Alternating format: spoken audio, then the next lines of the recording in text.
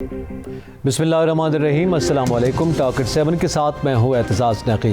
नाज़रीन, आज के प्रोग्राम में हम सबसे पहले जिक्र करेंगे कि एवन फील्ड रेफरेंस के हवाले से जो अपील इस्लामाबाद हाई कोर्ट में जमा करवाई गई थी मियां नवाज शरीफ के हवाले से, पनामा रेफरेंसेस के हवाले से, उसको खारिज कर दिया गया, उसका जिक्र करेंगे। इसके साथ साथ बात करेंगे कि मारूफ कश्मीरी लीडर महबूबा मुफ्ती ने यह बयान दिया है कि भारत अगर तालिबान के साथ मुज़ाकरात कर सकता है तो फिर कश्मीर के मामले पर पाकिस्तान से क्यों नहीं। याद रहे कि गुज़िश्ता रोज़ हमारे प्रोग्राम में साबिक़ वज़ीर दाखिला रहमान मलिक साहब ने यह गुफ्तगू की थी और ये इंकशाफ किया था कि तालिबान और इंडिया के दरमियान मुज़ाकरात हुए हैं दोहा में।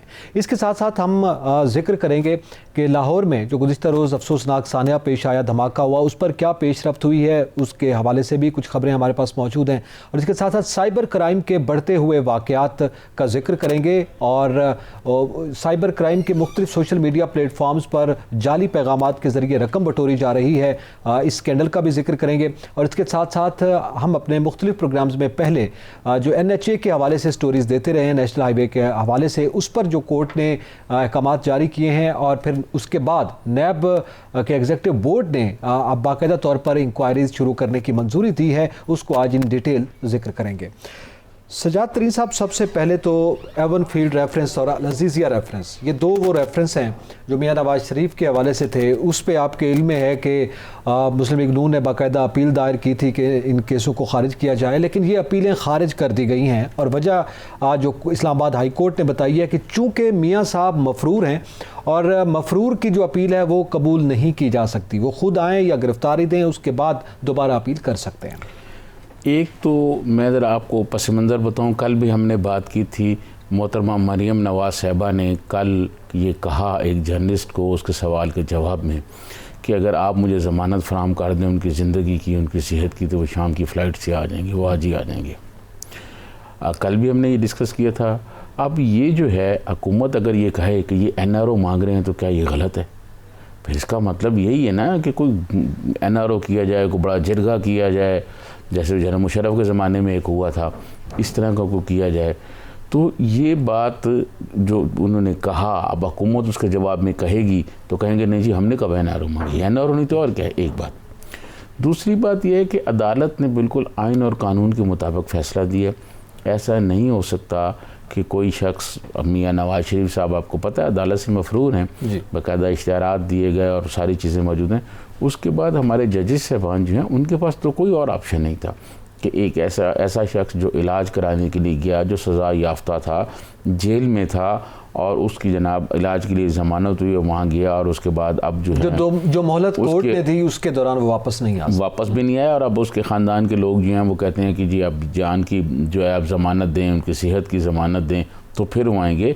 तो ऐसी सूरत में मैं समझता हूँ कि और कोई ऑप्शन ही मौजूद नहीं था। यकीनन एक न एक दिन तो मियां नवाज शरीफ को आना पड़ेगा, ठीक है जी।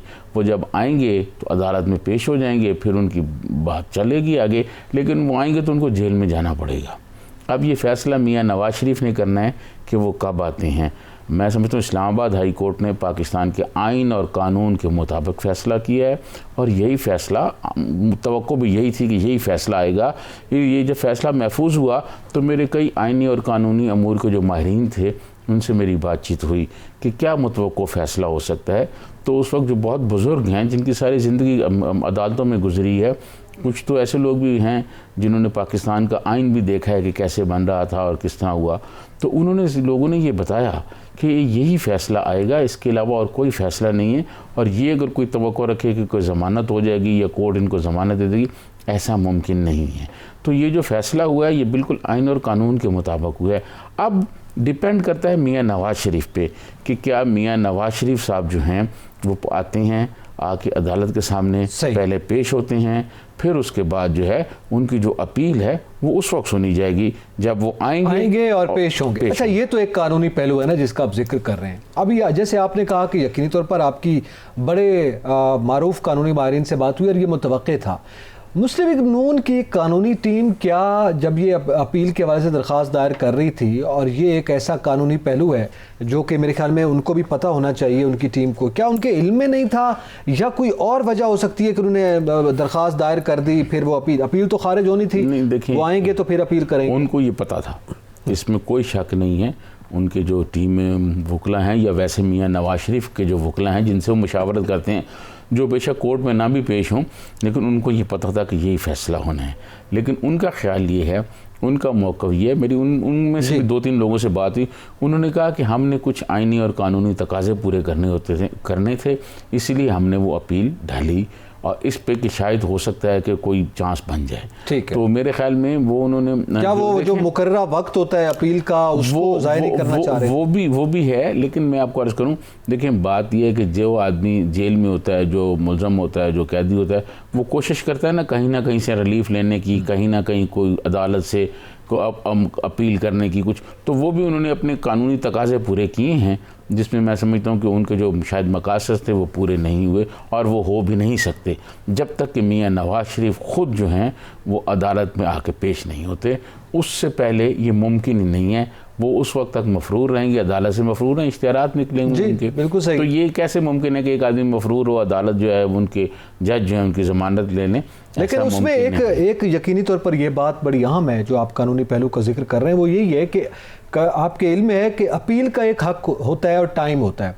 अगर उस टाइम पीरियड में अपील ना की जाए तो फिर ज़ाहिर है उस हक से महरूम हो जाते हैं। ये फैसला ये बता रहा है कि आपकी ये अपील जो है वो खारिज की जाती है, उसकी वजह यह है कि वो मफरूर है मियाँ साहब, और जब वो खुद आएंगे, ये भी फैसले में बताया गया, तो उसके बाद वो दोबारा अपील कर सकते हैं। तो कम से कम ये गारंटी जो है वो मुस्लिम लीग नून ने ज़रूर ले ली है। आपको याद होगा कि जब इफ्तिखार चौधरी साहब बहाल हुए थे तो इसी किस्म की बहुत सारी जो है मियाँ नवाज शरीफ के ख़िलाफ़ फैसले आए हुए थे जिनकी उन्होंने अपील भी नहीं की थी। मियाँ नवाज शरीफ तो बहुत खुशकिस्मत आदमी है ना पाकिस्तान के, वो एक दफ़ा मोहतरमा अदालती मामलात में तो बहुत ही खुशकिस्मत है। बेनज़ीर भुट्टो ने भी एक दफ़ा ये कहा था ना कि लाड़काने और लाहौर के वज़ीर आज़म में यही फ़र्क है, जब उनकी हुकूमत बहाल हो गई थी। तो ये उनके वो लकी आदमी हैं कि इफ्तिखार चौधरी साहब ने बहुत टाइम गुजर गया था, दरमियान में 10 साल गुजर गए थे, वो अपील भी नहीं डाल के गए थे कोर्ट में, जब वो जनाब मुशर्रफ से NRO करके चले गए थे सऊदी अरब। तो लेकिन वो बाद में आए, उनकी वो अपील का भी टाइम गुजर गया था, उनको फिर भी हक मिल गया, फैसले भी सारे उन्होंने करा लिए। तो बस ये खुशकिस्मती है उनकी, इस पर तो कुछ नहीं कहा जा सकता।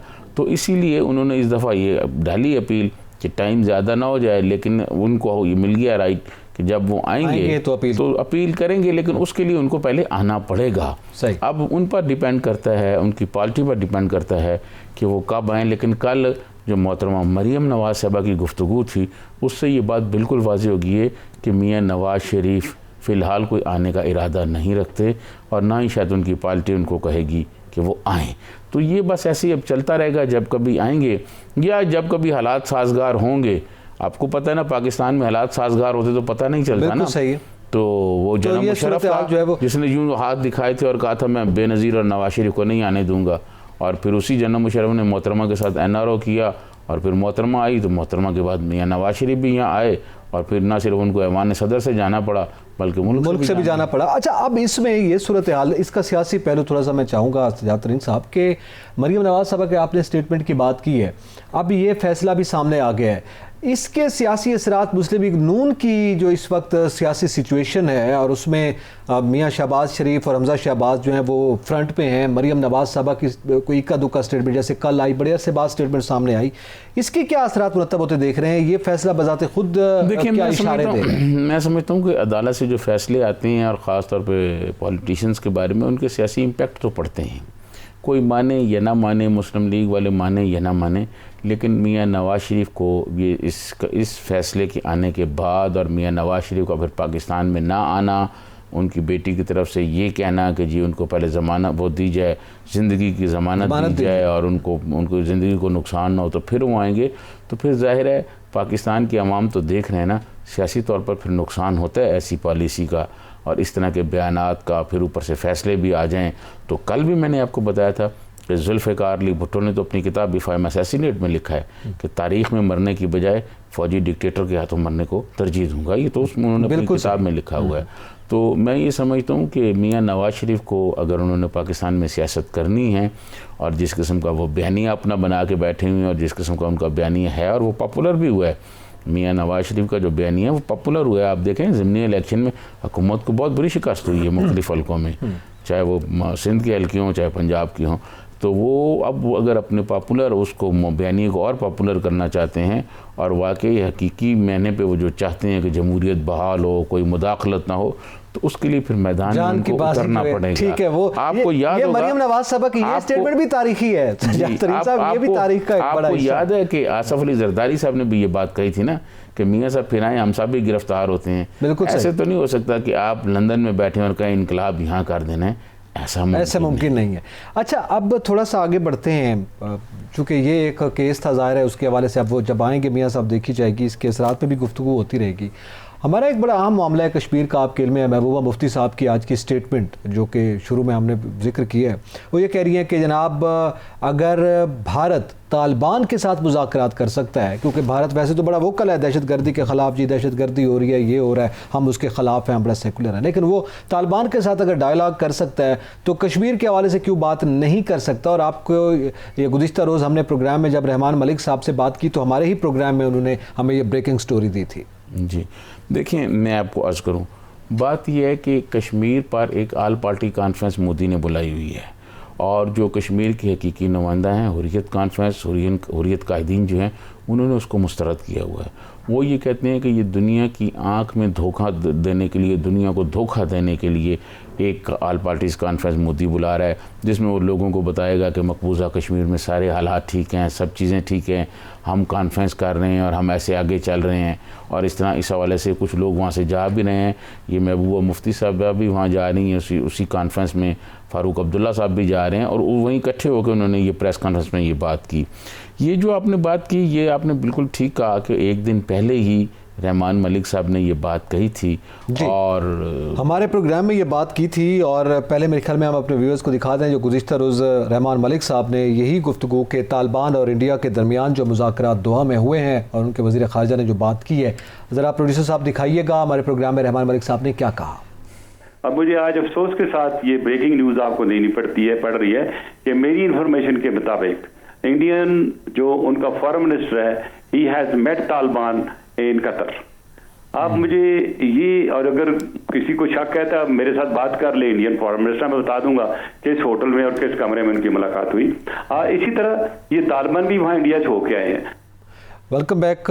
ये आपने गुफ्तगू सुनी है। अब सूरत हाल यहाँ पे हम देख रहे हैं कि सजाद तरीन साहब महबूबा मुफ्ती एक रोज़ बाद ये बात कर रही हैं, तो इसका मतलब है ये वो मामला है जो इंतहाई संजीदा है। अब इसका एक पहलू है, सजाद तरीन साहब मैं सवाल आपके सामने ये रखना चाहता हूँ, ये तालिबान के साथ मुज़ाकरात हो रहे हैं, उसकी वजह अफ़गानिस्तान में जो इनखला हो रहा है अमेरिका का, उसमें तमाम जो स्टेक होल्डर्स हैं वो ये चाह रहे हैं कि उनकी हेजेमनी जो है वो बरकरार रहे। कश्मीर के मामले पर जो महबूबा मुफ्ती साहब की स्टेटमेंट सामने आई है साहबा की, तो उसके आप दुनिया पर क्या असरात पड़े? क्योंकि हम हमेशा ये बात करते हैं कि जो इस वक्त आलमी दुनिया है वो खामोश तमाशाई बनी है। देखिए, मैं आपको अर्ज़ करूँ कि आलमी दुनिया हमें बार बार ये कहती है कि भाई ये आपका मामला है और आप दोनों मुल्क इकट्ठे हो जाएं और जाके बैठें और इस पर बात करें। लेकिन बदकिस्मती ये है कि हमारे प्राइम मिनिस्टर इमरान खान साहब ने बहुत कोशिश की, मगर इंडिया की जानिब से कोई पॉजिटिव जवाब नहीं दिया गया। प्राइम मिनिस्टर इमरान खान ने मोदी जब इलेक्शन में जा रहे थे तो उन्होंने कहा था कि मोदी जीतेगा और कश्मीर का मसला हल हो जाएगा।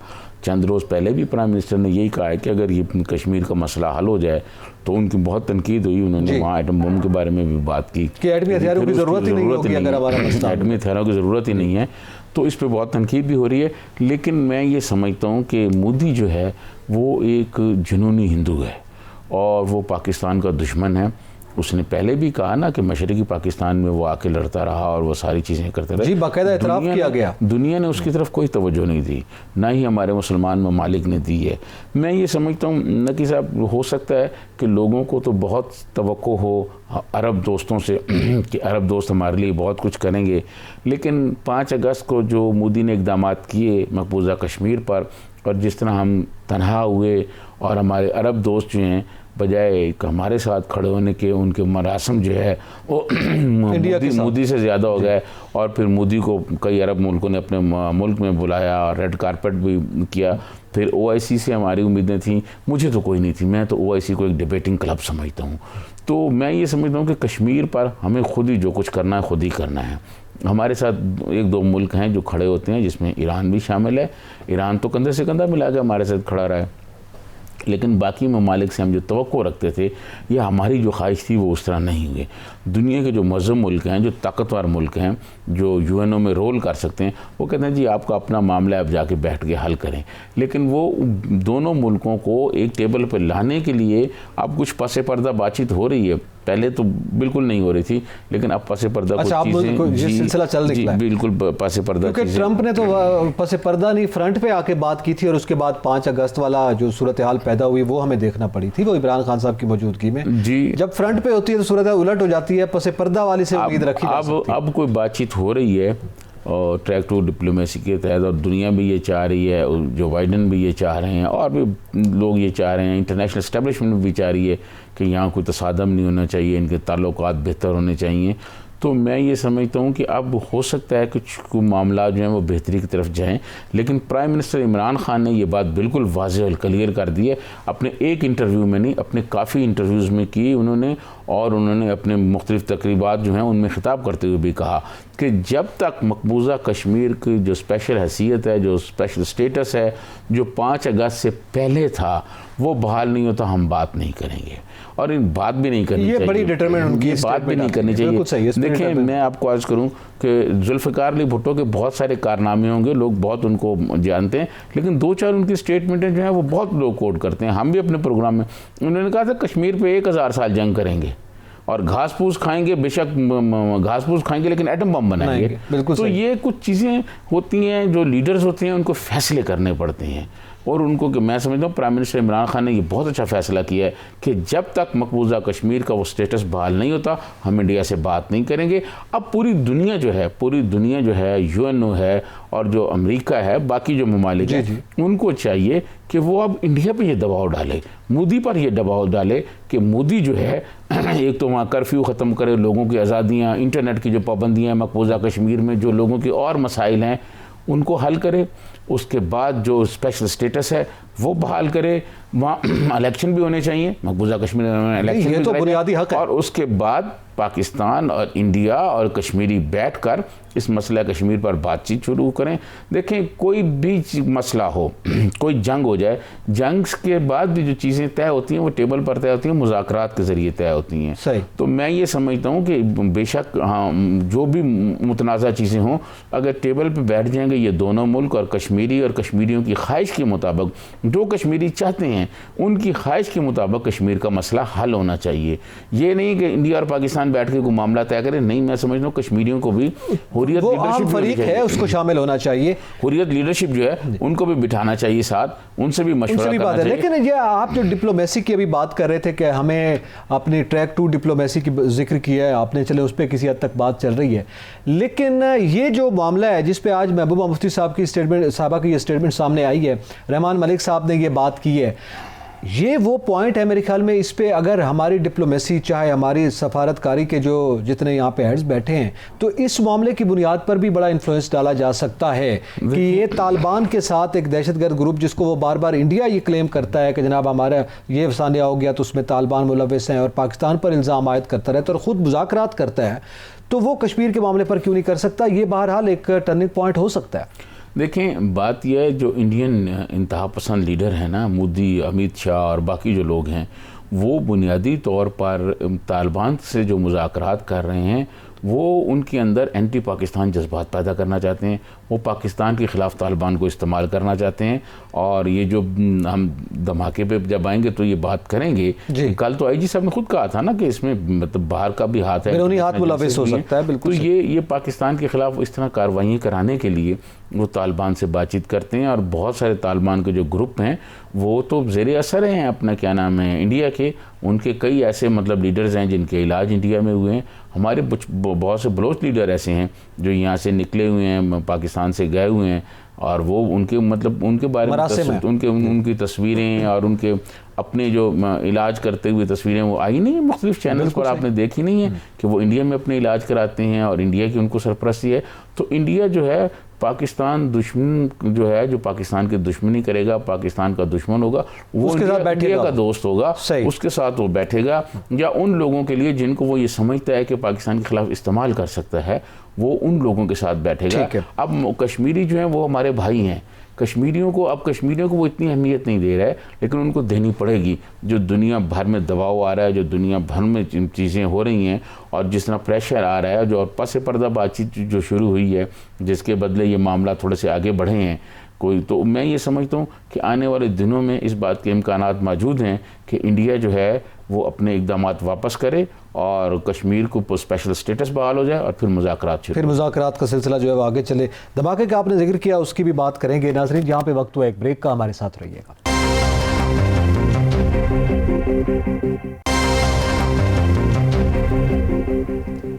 वेलकम बैक नाज़रीन। जिक्र करेंगे लाहौर में जो गुज़िश्ता रोज़ अफसोसनाक सानिया हुआ, धमाका हुआ और उसमें काफ़ी जानें गई, पुलिस एहलकार जो हैं उसमें वो भी मुतासर हुए और उस पर हमने गुज़िश्ता रोज़ गुफ्तगू की थी। आज कुछ उस पर पेशरफ्त हुई है।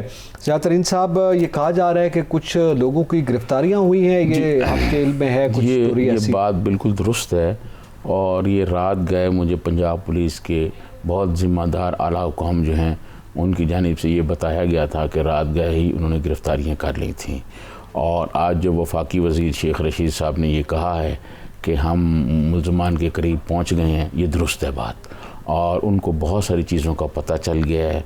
ये भी पता चल गया है कि इसका मास्टरमाइंड कौन था, मकासद कौन थे, टारगेट कौन था और टारगेट तक वो नहीं पहुँच सके, ये भी पता चल गया है। उनको ये भी पता चल गया है ये गाड़ी लाहौर में कैसे दाखिल हुई, किस एंड से दाखिल हुई, कौन सी एंट्री पॉइंट था, उस एंट्री पॉइंट पे क्यों नहीं रोका गया, ना रोकने की वजह क्या थी कि इतना बारूद होने के बावजूद उस गाड़ी को नहीं रोका गया, चेक नहीं किया गया, अगर चेक किया गया तो फिर पूरी तरह नहीं किया गया। इस सिलसिले में काफ़ी लोगों को उन्होंने गिरफ़्तार कर लिया। अच्छा। और बड़ी इन गिरफ़्तारियों से बहुत मदद मिली है। मैं समझता हूँ पंजाब पुलिस जो है जब से इनाम गनी साहब गए हैं बहुत बेहतर हो गई है। ये तो बड़ी बात है कि एक जिस रोज़ वाक़या हुआ रात गए, अगर ये सूरत हाल जी रात डेवलप हुई है, बड़ी डेवलपमेंट है कि रात के अंदर आपने ये किया। रात गए था, लेकिन अभी मेरी जब पुलिस के आला हुकाम से बात हुई तो उन्होंने ये कहा कि अभी हम डिक्लेयर नहीं कर रहे। अच्छा। क्योंकि अगर बता दिया गया कि फ़लाँ शख्स जो है हमने पकड़ लिया है तो उसके बाकी जो लोग होंगे जो बाकी हमने पकड़ने हैं वो फिर इधर उधर गायब हो जाएंगे, तो उसमें ताख़ीर हो जाएगी। लिहाजा ये आपको याद होगा कि मोटरवे वाला जो थे लोग उन्होंने पकड़ लिए थे, लेकिन अभी वो बता नहीं रहे थे। फिर हमने तो अपने प्रोग्राम में बता दिया था कि जी मोटरवे वाले लोग पकड़े गए हैं, लेकिन पुलिस ने कुछ दिन बाद ये बात बताई थी। इसी तरह पुलिस ये कहती है, पुलिस के आला हुकाम जो पंजाब में बैठे हुए हैं उनसे जब मेरी बात हुई गुज़िश्ता रात को ही उन्होंने बता दिया था कि पकड़ लिए। तो मैंने कहा यह कि आप अनाउंस क्यों नहीं कर रहे? तो उन्होंने कहा इसी वजह से नहीं कर रहे कि बाकी जो नेटवर्क के इनके लोग हैं, जो बाकी लोग हैं वो लोग फिर इधर उधर हो जाएंगे, लिहाजा उनको भी पकड़ लेंगे, नेटवर्क सारा पकड़ा जाएगा, ऑपरेशन मुतासर हो सकता है। जी हाँ, वो फिर जब सारी कार्रवाई मुकम्मल हो जाएगी तो उसके बाद फिर पंजाब पुलिस, जब पंजाब के जो चीफ मिनिस्टर हैं या उनके लॉ मिनिस्टर्स हैं या IG पंजाब साहब, ये फिर प्रेस कॉन्फ्रेंस करके सारी सूरत हाल कौम के सामने रखेंगे। तो मैं समझता हूँ कि धमाके के बाद, धमाका हो गया, एक नुकसान हुआ है, नहीं होना चाहिए था, लेकिन धमाके के बाद जिस तरह पंजाब पुलिस ने रिएक्शन किया और जिस तरह तेज़ी से काम किया, अमूमी तौर पर हमारी जो पंजाब की ख़ास तौर पर पुलिस है उसके बारे में एक तासुर अमूमी तौर पर ये है कि बहुत लेट होती है, वारदात हो जाती है, लोग फिरते रहते हैं। तो लेकिन इस दफ़ा उन्होंने बहुत जो है मैं समझता हूँ मुस्तैदी के साथ काम, हाँ जी, बहुत ज़बरदस्त तरीके से काम किया है। मुल्ज़मान को पकड़ लिया है और मुल्ज़मान पकड़े जाने हैं।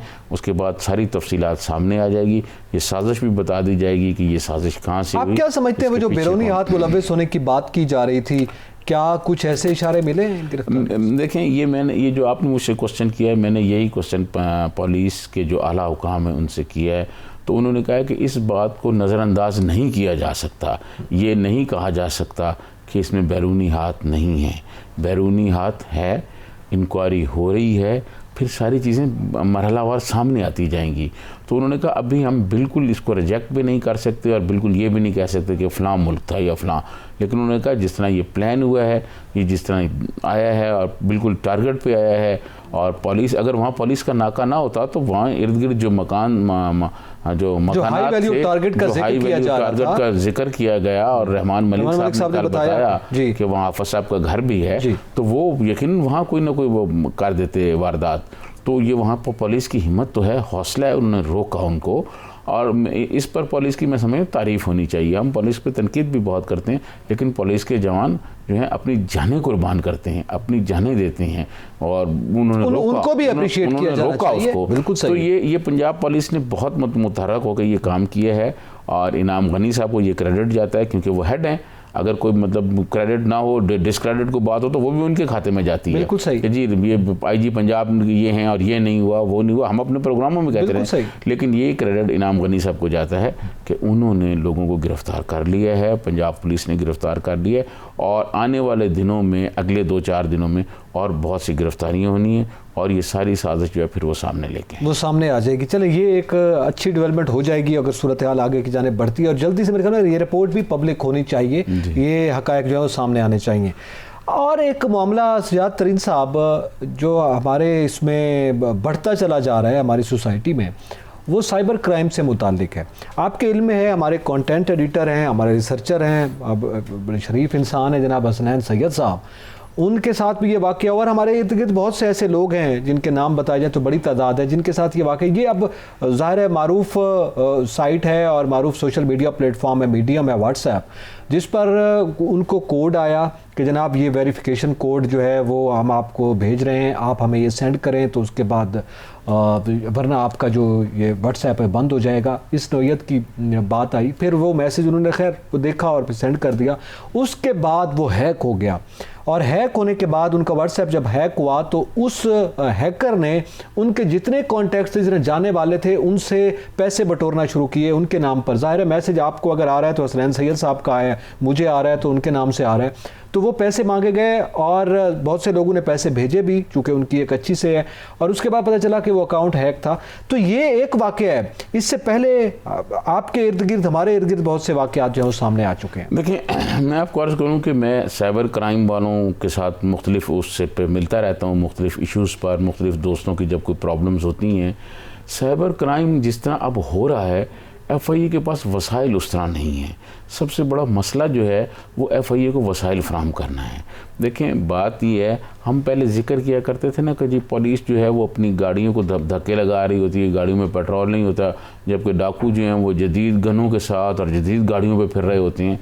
ये हुआ ना जी? तो ये अब मेरे ख्याल में जो FIA का साइबर क्राइम विंग है उसको बहुत ज़्यादा वसाइल देने की ज़रूरत है, ताकि ऐसे वाक़यात को रोका जा सके। ये बहुत बड़े वाक़यात हो रहे हैं, ये नहीं है कि मतलब हसनैन सैयद साहब जो मीडिया में थे या और जो कुछ वाक़यात होते हैं वो सामने आ जाते हैं, लेकिन ऐसे बहुत सारे वाक़यात हैं जो लोगों के साथ हो रहे हैं, और लोगों की ज़िंदगियाँ चली जाती हैं, और लोग FIA तक अप्रोच नहीं कर पाते, उनको पता नहीं चल पाता कि कहाँ जाना है, क्या करना है।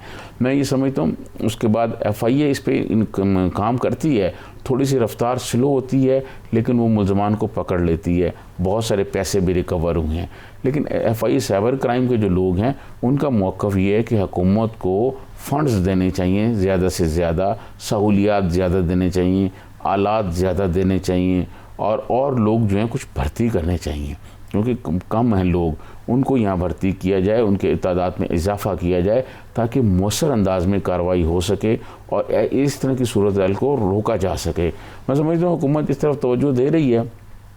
पिछले दिनों साइबर क्राइम के हवाले से मेरी एक सेक्रेटरी दाखिला साहब से भी एक नशिस्त हुई थी, तो उन्होंने भी कहा था कि हम कोशिश कर रहे हैं कि हम ज़्यादा से ज़्यादा जो है फ़ंड्स जो हैं वो मुहैया करें, उनको जदीद सहूलियात दें, जदीद आलात दें, ताकि वो इस किस्म की जो वारदातें हो रही हैं उनको रोका जाए। अब मैं समझता हूँ कि अगर इस किस्म की वारदातों को रोका नहीं जाएगा तो फिर मसाइल पैदा होंगे। जी, बहुत से ऐसे वाक़यात जिसमें दहशतगर्दी के लोगों के मुलव्वस होने की बातें हैं, या इस किस्म के, ये अकाउंट हैक हो गया तो कोई दहशतगर्द किसी शरीफ आदमी को कटहरे में खड़ा कर सकता है, मनी लॉन्ड्रिंग के हवाले से भी हो सकता है, और ये ऐसे बहुत से, अब FATF की ज़ाहिर है हम रोज़ बात कर रहे होते हैं, तो उसमें आम आदमी के लिए बड़े मसाइल हैं। तो मेरे ख्याल में लोगों को आगाही देने के हवाले से तो ज़रूर इक़दाम करने चाहिए ना। FIA के पास ज़रूर प्रेशर है, बड़े केसेस उनके पास हैं, वसाइल कम है, मगर लोगों को भी आगाह किया जाए। जैसे आपने कहा, लोगों को पता नहीं होता कि कहाँ जाना है हमने। हाँ, ये मैं समझता हूँ कि ये जो है साइबर क्राइम के ऑफिस जो हैं ना, वो ज़्यादा से ज़्यादा होने चाहिए, वहाँ तादाद ज़्यादा होनी चाहिए, वहाँ सहूलियात ज़्यादा होने चाहिए, उनके पास वसाइल भी होने चाहिए, और लोगों को फिर पता चल सके।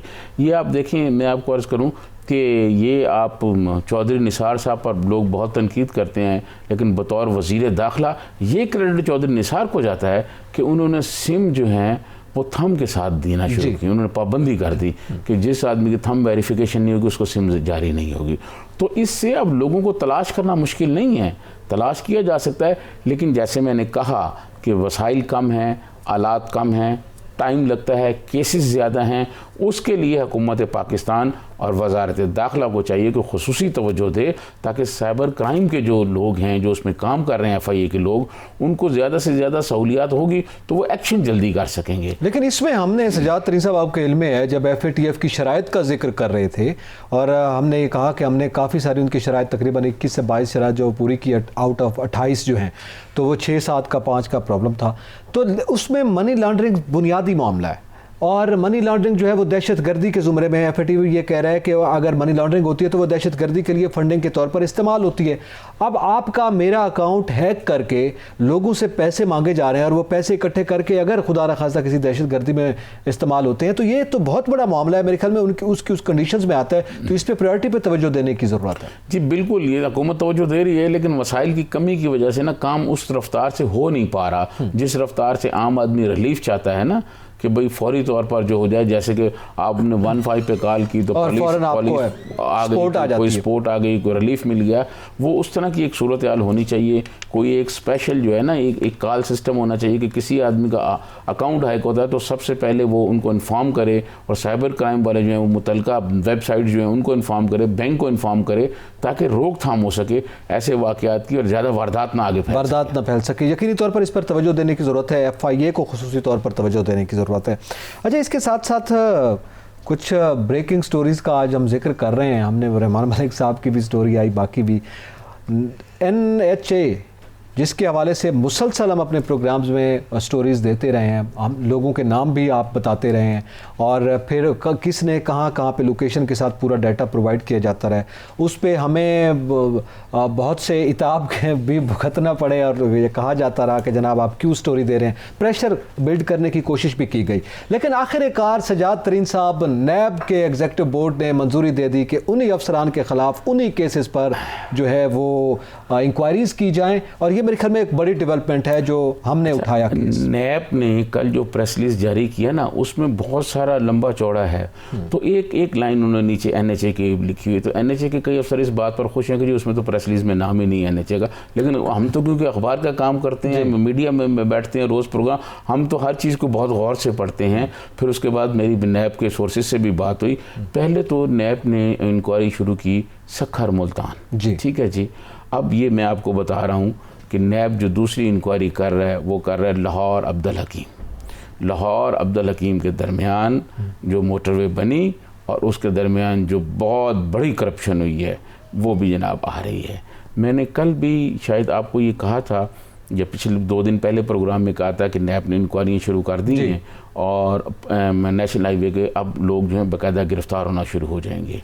अच्छा, एक तो ये हो गया। दूसरा, मेंबर बलोचिस्तान जो हैं शाहिद असानुल्लाह, जो सुप्रीम कोर्ट में पेश होते, और वो सुप्रीम कोर्ट में मैं उस दिन वहीं पे था, मैं उनका वहीं पे था। तो जब जस्टिस गुलजार उनसे, चीफ जस्टिस गुलजार साहब जब उनसे क्वेश्चन कर रहे थे, तो अब यकीन माने उनका हलक खुश्क हो चुका था और मुझे ऐसे लग रहा था कि कहीं गिर ना जाए, क्योंकि जवाब नहीं था उनके पास। और मैंने ये कोशिश की, बार बार कोशिश की, उनको टेलीफोन भी किए, उन नेशनल हाईवे की डायरेक्टर पब्लिक रिलेशंस को भी टेलीफोन किए, फिर उनको मैसेज भी किए, जो हमारे पास सारे रिकॉर्ड पर चीज़ें मौजूद हैं कि आप आएँ, हम इस पर प्रोग्राम करना चाहते हैं और आप अपना पॉइंट ऑफ व्यू दें। जो शाहिद असानुल्लाह साहब हैं, उन्होंने एक दिन मुझे कहा जी कि मैं आऊँगा। प्रोग्राम से 2 घंटे पहले उन्होंने मुझे फ़ोन किया और मुझे फ़ोन करके ये कहा कि जी आपका लाइव प्रोग्राम है, मैं लाइव प्रोग्राम में नहीं आ सकता, मुझे इजाज़त नहीं है। मैंने उनको कहा कि हम आपको क्वेश्चंस भेज देते हैं, आप उन क्वेश्चंस का जवाब रिकॉर्ड करके हमें भेज दें, हम वो चला देंगे ताकि आपका मौक़िफ़ आ जाएगा कि ये कर लें, लेकिन उन्होंने नहीं किया। अब मैं आपको ये बताऊँ, नैब ये इंक्वायरी कर रहा है कि पिछले 2 से 3 साल के दौरान बलूचिस्तान में जो पैसे खर्च हुए हैं वो कहाँ खर्च हुए हैं।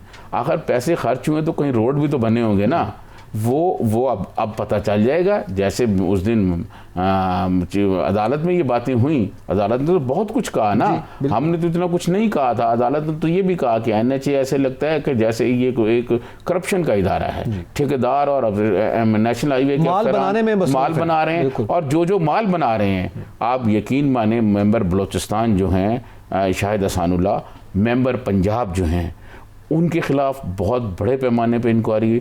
कौन कौन सी कंपनी है उनकी मैं डिटेल आपको बताऊंगा अगले प्रोग्राम में।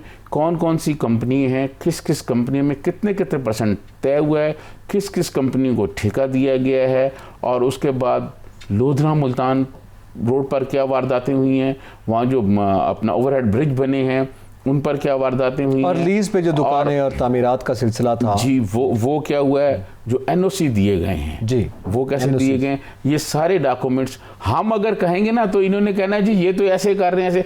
अब तो नैब जो है, नैब के हम डॉक्यूमेंट्स वो दिखाएंगे आपको कि नैब अपनी जो इंक्वायरी कर रहा है उसमें नैब वाले क्या बता रहे हैं। अब तो नैब वालों को खुद नेशनल हाईवे के अफसरान जाके बता रहे हैं, जिनके मफादात मुतासर हो रहे हैं, वो खुद जाके उनको बता रहे हैं कि जनाब ये भी इन्होंने किया है, ये भी इन्होंने किया है, ये भी इन्होंने किया है। और बलूचिस्तान से जो है नेशनल हाईवे के अफसरान, और यहाँ से इस्लामाबाद हेडक्वार्टर से और लाहौर से ये गिरफ्तारियाँ इनकी होंगी। और इनके अच्छा एक और मैं आपको बताऊँ, ये भी नैब की जो इब्तदाई रिपोर्ट वो आई है उसमें ये चीज़ें हैं। बहुत सारे नेशनल हाईवे के लोग ऐसे हैं जिनके बच्चे अमेरिका, बरतानिया और कनाडा में पढ़ते हैं। आप उनसे बात करें तो वो कहेंगे जी हम तो स्कॉलरशिप पे पढ़ते हैं। यार ये कौन सी कॉलेजें हैं जो सिर्फ नेशनल हाईवे के बच्चों को जो है मतलब नैब के एक अफसर ने कहा कि यार ये कौन सी कॉलेजेस हैं जो सिर्फ नेशनल हाईवे के बच्चों को जो है वो स्कॉलरशिप पे भेजते हैं, और बाकी जो सरकारी मुलाजमीन हैं उनके तो स्कॉलरशिप उल्टा सुकड़ के कम हो गए हैं। नैब के अफसरान जो हैं, मतलब अगले प्रोग्राम में मैं आपको ये भी बता दूंगा, नैब का एक अफसर है बेचारा, अपनी बेटी की स्कॉलरशिप के लिए बहुत उसने कोशिश की, नहीं हो सकी। यहाँ इस्लामाबाद में उनकी बेटी पढ़ रही है। तो ये कौन सा अलादीन का चिराग है जी जो आप घुमाते हैं और वो आपको स्कॉलरशिप मिल जाता है। कनाडा में किसने प्रॉपर्टी बनाई हुई है और किस तरह यहाँ से मनी लॉन्ड्रिंग हुई है, किस के पैसे यहाँ से गए हैं, ये भी नैब ने अपने इब्तदाई जो मामलात हैं उनमें काफ़ी चीज़ें उन्होंने हासिल कर ली हैं। ठीक है। अच्छा, फिर एक साबिक मेंबर थे मुजीब कादर, वो भी लाहौर और सखर में भी रहे हैं, लाहौर और अब्दुल हकीम मोटरवे में भी रहे हैं, मुल्तान सखर में भी। उनके बारे में बहुत सारी चीज़ें सामने आ गई हैं। इनके पहले एक मेंबर थे यूसुफ साहब, फौत हो गए हैं, उन पर भी करप्शन के इल्ज़ामात थे। और जब मीडिया में ये कहा जाता था तो वो कहते थे नहीं मुझ जैसा तो शरीफ आदमी और वो नेक आदमी नहीं है। जब नैब ने उनको पकड़ा तो ऐसे पता ये चला कि पाकिस्तान के बड़े बड़े जो पैसे वाले लोग हैं उनके इतने एहसास नहीं थे जितने वो यूसुफ साहब के साथ थे। अल्लाह ताला उनको में अगर आला मकाम दे, हम तो दुआ कर सकते हैं। उनकी इतनी करप्शन थी कि लोग सर पकड़ के बैठ गए थे कि कहाँ कहाँ घर थे। अब एक साहब यहाँ पे हैं, डायरेक्टर हैं NHA में, नेशनल हाईवे में, उन्होंने 2 कोठियाँ कराची DHA में ख़रीदी हुई हैं। उसके डॉक्यूमेंट्स तो हमारे पास भी हैं। ठीक है। नैब वालों का क्या मसला है वो हासिल करना, सही है, वो तो हमारे पास भी आ गए हैं डॉक्यूमेंट्स। तो और नैब वालों पे प्रेशर भी नहीं अब आप कर सकते कि जनाब आपने क्यों चलाया। हमारे पास डॉक्यूमेंट्स भी थे और हम ये कहते रहे कि आप आकर इस हमारे शो में अपना मौक़िफ़ दें। आप मौक़िफ़ देने से भी गुरेज़ा थे और जो हमारे पास सबूत थे उसके बावजूद भी आप कोशिश करते रहे कि किसी तरह से इन पर यह बात डाली जाए, प्रेशर बिल्ड किया जाए। मुख्तलिफ इदारों से आपने कोशिश, अब तो ज़ाहिर है नैब के पास वही तमाम तरह डॉक्यूमेंट्स। एक डायरेक्टर हैं Awais sahab, director to technical to chairman है, टेक्निकल टू चेयरमैन जो VA करते हैं, वेरिफिकेशन वगैरह करते हैं, उनके बारे में नैब के पास जो डॉक्यूमेंट्स हैं वो डॉक्यूमेंट्स भी हम अपने प्रोग्राम में दिखाएंगे। हो सकता है हम जब कहेंगे तो अवैध साहब कहेंगे कि जी ये गलत है, ये कुछ नहीं है, ये ऐसे ही है जी, ऐसे पहले भी होता रहा है। लेकिन नैब जब उनसे पूछेगा फिर तो जवाब देना पड़ेगा ना। अब तो नैब ने सारी चीज़ें कर ली हैं और आप यकीन माने कि नैब के लोगों ने ये कहा कि यार ये जो डॉक्यूमेंट्स बहुत सारे आप हमें दे रहे हैं ये तो डॉक्यूमेंट्स बड़े हैरत वाली बात है। मैंने कहा जी ये आप चलाएंगे तो फिर तो पता चल जाएगा कि जी नैब, हम कहेंगे कि जी कहीं ये तो ऐसे डॉक्यूमेंट्स हैं जी। तो ये जितने नेशनल हाईवे के अफसरान हैं, जो यूसुफ साहब को मैंने हवाला दिया, वो भी पहले यही कहते थे। अब जब लाहौर से लोग पकड़े जाएंगे, अब ज़्यादा दूर नहीं इनकी गिरफ्तारी है, यहाँ इस्लामाबाद से 1-2 डायरेक्टर पकड़े जाएंगे, बलूचिस्तान से पकड़े जाएंगे, बलूचिस्तान के मेंबर और बाकी जो लोग हैं उनके बारे में जिस किस्म के इंकशाफ हुए हैं और जिस किस्म के उनके एसेट्स बताए जाते हैं। और ये नैब ने इंक्वायरी उस वक्त शुरू कर दी, मैं आपको ये बताऊं कि जब चीफ जस्टिस इफ्तिखार अपना गुलजार साहब ने इनको बुलाया और ये कहा कि ये कहाँ है ये सारा NA-35 बलूचिस्तान वाला केस जो था, बलूचिस्तान में क्या हो रहा है। उसके बाद नैब के लोग भी मुतहर्रिक हुए, भाई ऐसा ना हो कि अदालत हमें भी बुला ले, तो इससे पहले हम तैयारी कर लें। तो उन्होंने तैयारी कर ली। अब हम हर रोज़ जो है ये बताते रहेंगे कि ये फ़लाँ आदमी के इतने एहसास उन्होंने पकड़ लिए, फ़लाँ के इतने पता चल गया, फ़लाँ के इतने पता चल गया। और इंशाल्लाह इनकी गिरफ्तारी से 2 दिन पहले मैं इनके नाम अपने प्रोग्राम में बता दिया करूंगा कि कल फ़लाँ साहब गिरफ्तार हो रहे हैं, क्योंकि उनका नाम ECL में डाल जाएगा, फिर वो जा नहीं सकते कनाडा और कहीं वो नहीं जा सकते। और यकीनी तौर पर ये जो करप्शन के खिलाफ नारा है हुकूमत का, उसकी जिम्मेदारी में आता है और हमारी जिम्मेदारी में है कि अगर हमारे पास कोई स्टोरी है तो हम उसको इंकशाफ करते रहें और बताते रहें। एतजाज़ नकीर से जातरीन को इजाज़त दीजिए। अल्लाह हाफ़िज़।